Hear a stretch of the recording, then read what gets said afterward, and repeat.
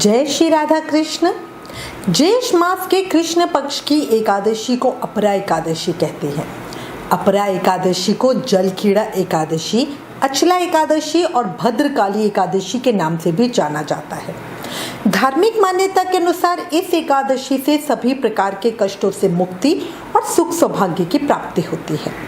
इस व्रत को नियम विधान से करने वाले साधक का पारिवारिक जीवन सुखमय होता है। इस दिन व्रत रखने वाले लोगों को अपार धन की भी प्राप्ति होती है, क्योंकि इस एकादशी को करने से धन की देवी माँ लक्ष्मी प्रसन्न रहती हैं और साधक को अपार धन से संपन्न बनाती है।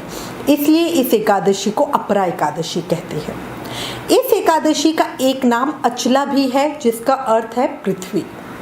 अब आज इस वीडियो में हम ज्येष्ठ मास के कृष्ण पक्ष की एकादशी, जिसे अपरा एकादशी कहते हैं, उसका महत्व और पूजा विधि जानेंगे।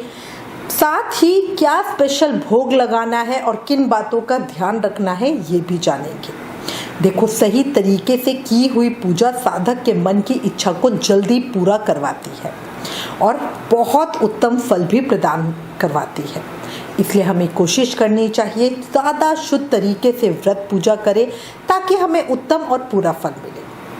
वीडियो शुरू करने से पहले एक रिक्वेस्ट, अगर चैनल पर नए हो तो चैनल सब्सक्राइब करें। आने वाले व्रत त्योहारों का रिमाइंडर अगर अपने फ़ोन पर पाना चाहते हो तो एकादशी लिखकर 9821025751 पर व्हाट्सएप मैसेज करें। अब चर्चा शुरू करते हैं। मान्यताओं के अनुसार अपरा एकादशी का पुण्य अपार है। कहते हैं जो भी विधि पूर्वक अपरा एकादशी का व्रत करता है, उसके सभी कष्ट दूर हो जाते हैं और उसे सुख समृद्धि और सौभाग्य की प्राप्ति होती है। पौराणिक मान्यताओं के अनुसार इस व्रत को करने से न सिर्फ भगवान विष्णु बल्कि माता लक्ष्मी भी प्रसन्न होती है और भक्त का घर धन धान्य से भर देती है। पद्म पुराण में बताया गया है कि इस एकादशी के व्रत से व्यक्ति के वर्तमान जीवन में चल रही आर्थिक परेशानियों से भी राहत मिलती है। अगले जन्म में व्यक्ति धनवान कुल में जन्म लेता है और अपार धन का उपभोग करता है। शास्त्रों में ये भी बताया गया है कि परनिंदा, झूठ, ठग, छल जैसे पाप, जिनके कारण व्यक्ति को नरक में जाना पड़ता है, इस एकादशी के व्रत के प्रभाव से इन पापों का अंत हो जाता है और व्यक्ति नरक की यातना भोगने से बच जाता है। इसलिए सबको इस एकादशी का व्रत जरूर करना चाहिए। अब मैं आपको थोड़ा स्टेप वाइज बता देती हूँ कि किस तरह से हमें पूजा करनी चाहिए। पर उससे पहले देखो, हर किसी को एकादशी का व्रत तो ज़रूर करना चाहिए, पर अगर कोई साधक है जो व्रत नहीं कर पा रहा तो वो कम से कम एकादशी की पूजा विधि ज़रूर करे। सही तरीके से की गई पूजा और कथा सुनने मात्र से भी हमें बहुत उत्तम फल की प्राप्ति होती है। अब आपको थोड़ा पूजा विधि बता देती हूँ। देखो, हर बार वीडियो में कहती हूँ एकादशी से एक दिन पहले दशमी तिथि से ही एकादशी व्रत के नियमों का पालन करें। दशमी के दिन शाम को सूर्यास्त के बाद भोजन नहीं करना चाहिए और रात में भगवान का ध्यान करते हुए जमीन पे सोना चाहिए। ब्रह्मचार्य व्रत का पालन करना चाहिए। इसका मतलब है स्त्री संग नहीं करना चाहिए। अपरा एकादशी के दिन ब्रह्म मुहूर्त में उठकर घर की साफ सफाई करें। शौच क्रिया से निवृत्त होकर स्नान ध्यान करें। याद रखना, एकादशी वाले दिन घर में झाड़ू नहीं लगाते। एकादशी की सुबह व्रत करने वाला व्यक्ति पवित्र जल से स्नान करने के बाद साफ वस्त्र धारण करे। नहाने के जल में आप थोड़ा गंगा जल भी जरूर मिलाएं। व्रत करते हुए काले नीले कपड़े नहीं पहनने चाहिए, इस चीज़ का ध्यान रखें। आप पूजा में सफ़ेद और पीले वस्त्र धारण करें, इससे पॉजिटिविटी बढ़ती है और पूजा में ज़्यादा मन लगता है। अब तैयार होने के बाद सबसे पहले पूरे घर में गंगा जल के छींटे लगाएं। साथ ही हल्दी से घर के मुख्य द्वार पर मेन गेट पे स्वस्तिक बनाएं। इसके बाद व्रत का संकल्प लेकर भगवान विष्णु की पूजा करें।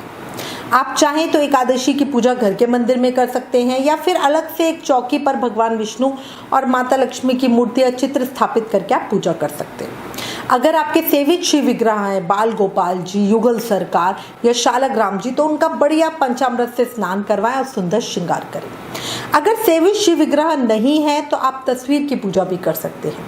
फिर भगवान को रोली मोली अर्पित करें। इसके बाद शुद्ध घी का दीप प्रज्वलित करें।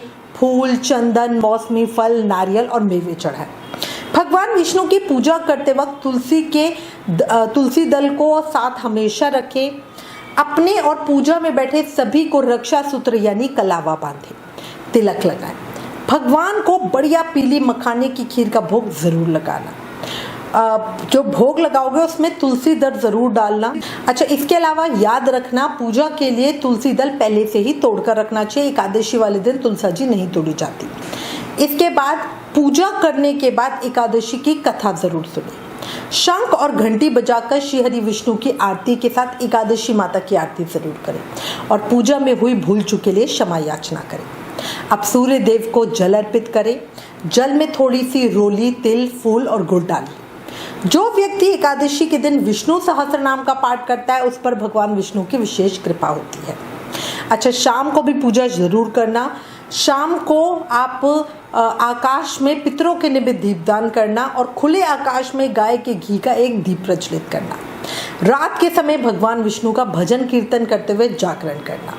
द्वादशी तिथि यानी एकादशी के अगले दिन प्रातः स्नान आदि करने के बाद पूजा करना और फिर किसी ब्राह्मण को भोजन कराना, यथाशक्ति दान दक्षिणा देना। अगर मान लीजिए किसी ब्राह्मण को भोजन कराना संभव ना हो तो आप सूखा सामान निकाल सकते हो या पैसे निकाल सकते हो। ब्राह्मण के लिए दान आदि निकालने के बाद ही स्वयं भोजन करना और अपने व्रत को खोलना। ज्येष्ठ कृष्ण द्वादशी को मधुसूदन द्वादशी बनाई जाती है। इस दिन भगवान कृष्ण की विशेष पूजा का विधान है। अच्छा, एक और बात याद रखना, गर्मी बहुत ज़्यादा है। अपने कान्हा जी की प्रसन्नता के लिए उनका बढ़िया सुंदर चंदन से श्रृंगार करना। आप चाहो तो फूल बंगला या नौका विहार भी करवा सकते हैं। चंदन कैसे लगाएं, नौका विहार कैसे करवाएं, फूल बंगला कैसे सजाएं, इन सब विषयों पर वीडियो ऑलरेडी चैनल पे है। उनका लिंक नीचे डिस्क्रिप्शन में दिया है। ज्येष्ठ कृष्ण पक्ष एकादशी पर ककड़ी का भोग जरूर लगाएं। फिर प्रसाद को लोगों में बांटकर स्वयं फलाहार में खाएं। जो लोग निर्जल व्रत करते हैं वो इस फलाहार को अगले दिन पारण के समय खाएंगे। याद रखना, ज्येष्ठ कृष्ण पक्ष एकादशी वाले दिन ककड़ी का फलाहार मनुष्य को जलचर, थलचर और पक्षी की योनि से मुक्ति दिलाता है। दिन भर व्रत करें, पूरे दिन अन्न का सेवन नहीं करना। जरूरत पड़े तो शाम को पूजा के बाद एक समय फलाहार ले सकते हैं। देखो, एकादशी व्रत में सबसे ज्यादा जरूरी होता है पूजा पर से उठने के बाद अपने घर के बड़े लोगों के पैर जरूर छूना। इसी से हमारी पूजा सिद्ध होती है। व्रत रखने वाले को पूरे दिन पर निंदा, झूठ, छल कपट से बचना चाहिए। आलस से छोड़कर ज्यादा से ज्यादा समय भगवान के मंत्रों का जाप करना चाहिए, क्योंकि ये बहुत पवित्र और फलकारी दिन है। इस दिन किए गए किसी भी कर्म का फल हमें कई गुना अधिक होकर मिलता है। अच्छे कर्म का फल भी 100 गुना होकर मिलेगा और बुरे कर्म का भी। इसलिए गलती से भी कोई गलत कर्म मत करना। इसके अलावा गुस्सा मत करना और गुस्से में किसी को कुछ उल्टा सीधा तो बिल्कुल मत बोलना। दिन में सोना नहीं, ध्यान रखना। इसी के साथ मैं उम्मीद करती हूँ इस वीडियो में दी गई जानकारी आपके लिए उपयोगी होगी। इससे रिलेटेड अगर आपके पास कोई भी कमेंट या सजेशन हो तो प्लीज़ हमें लिखें। ज्ञान बांटने से बढ़ता है, इसलिए इस वीडियो को ज़्यादा से ज़्यादा शेयर करें। आप हमें फेसबुक और इंस्टाग्राम पे भी ज़रूर फॉलो करें। Please like, share and subscribe. Thank you. जय श्री राधा कृष्ण।